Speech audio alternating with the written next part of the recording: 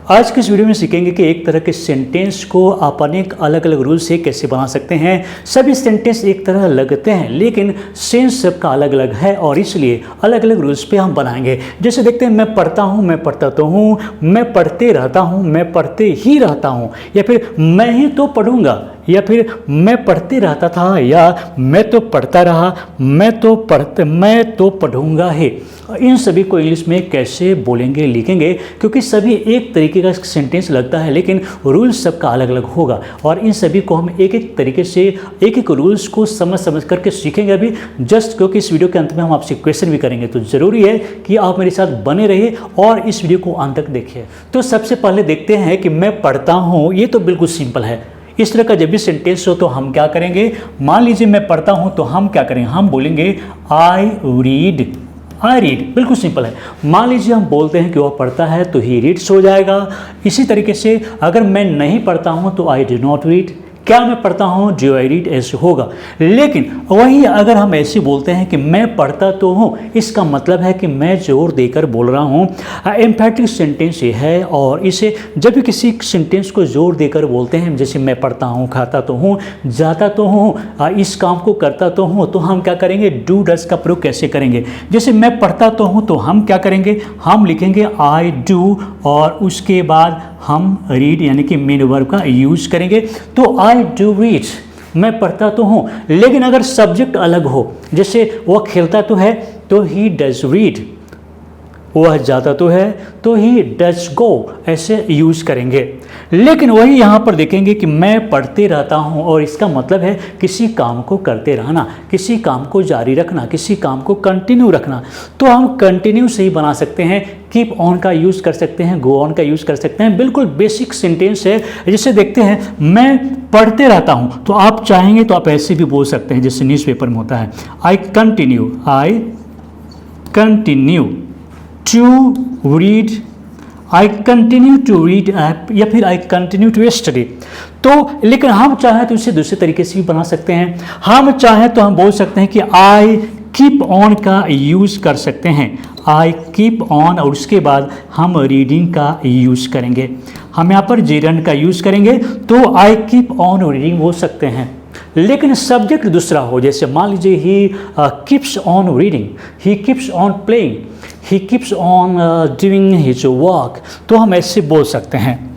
लेकिन यहाँ है कि मैं पढ़ते ही रहता हूँ, इसका मतलब है कि यहाँ पर सिर्फ कंटिन्यूअस की बात नहीं है, कंटिन्यू करने की बात नहीं है। यहाँ पर किसी काम को निरंतर करते रहना है और कोई दूसरा काम करना ही नहीं है। तो जब आपको सेंटेंस से पता चले कि सब्जेक्ट कोई दूसरा काम करता ही नहीं है बल्कि एक ही काम को करता है, तो हम क्या करेंगे, मान लीजिए मैं पढ़ते ही रहता हूँ तो हम लिखेंगे आई डू नथिंग का यूज़ करेंगे, आई डू नथिंग। देखिए, आई डू नथिंग, मैं कुछ नहीं करता हूँ, बट रीड लिखेंगे। बट रीड का मतलब है कि मैं पढ़ते ही रहता हूँ, पढ़ाई के अलावा कुछ नहीं करता हूँ। अगर यहाँ सेंटेंस देखें कि मैं ही तो पढ़ूंगा, इसका मतलब क्या हुआ, इसका मतलब है कि केवल मैं पढ़ूंगा। सेंटेंस को समझने का प्रयास करेंगे, जैसे मैं ही तो पढ़ूंगा, इसका मतलब क्या हुआ कि केवल मैं पढ़ूंगा। तो हम क्या करेंगे, हम लिख सकते हैं ओनली आई, मैं ही तो पढ़ूंगा का मतलब दूसरा कोई नहीं पढ़ेगा। यहाँ पर only I read, only I का मतलब है कि केवल मैं ही पढ़ूंगा, दूसरा कोई नहीं पढ़ेगा।